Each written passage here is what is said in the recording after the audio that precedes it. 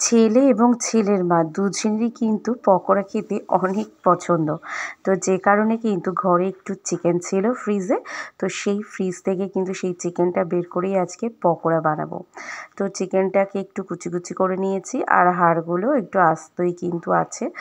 তো সেই চিকেনটায় আমি দিয়ে দিয়েছি সামান্য একটু লবণ, আর দিয়ে দিয়েছি সয়া সস আর টমেটো সস, আর পেঁয়াজ দিয়েছিলাম, আর ছেলের যে ম্যাগি করার জন্য যে ম্যাগি মশলা ঘরে থাকে সেই ম্যাগি মশলা কিন্তু দিয়ে দিয়েছিলাম, আর দিয়েছিলাম একটা ডিম।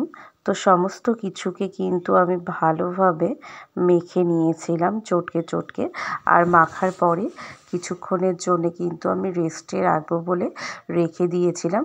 তারপরে ছেলে পড়ার থেকে আসলে আমি ভাজবো বলে ঠিক করেছিলাম, কিন্তু ভেবেছিলাম আধ ঘন্টা মতো রেস্টে রাখবো, কিন্তু আজকে কিন্তু অনেকক্ষণ রেস্টে রাখা হয়ে গেছে, প্রায় 1.5 ঘন্টা মতো।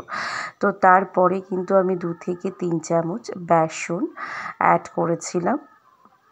তো বেসন দেওয়ার পরও কিন্তু ভালো করে চটকে নিয়েছিলাম সমস্ত চিকেনের সঙ্গে, যাতে করে কোনো গোল গোল যে থাকে বেসনের মধ্যে দানা দানা মতো সেগুলো যেন না থাকে। তো ভালো করে মেখে নিয়ে তারপরে কড়াইতে কিন্তু ভালো করে তেল গরম করে নিয়েছিলাম।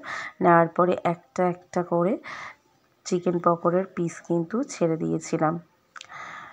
তো দেখো তেলটাকে বেশ ভালোভাবে গরম করে নিয়েছি, আর মিডিয়াম আঁচে কিন্তু পকোড়াগুলোকে ভেজে নেব, কারণ বেশি আঁচ দিলে কিন্তু পুড়ে যেতে পারে। আর যেহেতু সয়া সস দেওয়া থাকে তো তাড়াতাড়ি পুড়ে উঠে কিন্তু একটা বাজে স্মেল বের হতে পারে। তো যাই হোক, আমি এবার এক পিঠ হয়ে গেলে আরেক পিঠ কিন্তু আমি উল্টে দিলাম।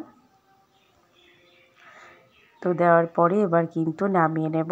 তো দেখো কত সুন্দর হয়ে গেছে, আর গরম গরম কিন্তু এই শীতের দিনে সন্ধ্যাবেলা খেতে দারুণ মজাদার লাগে।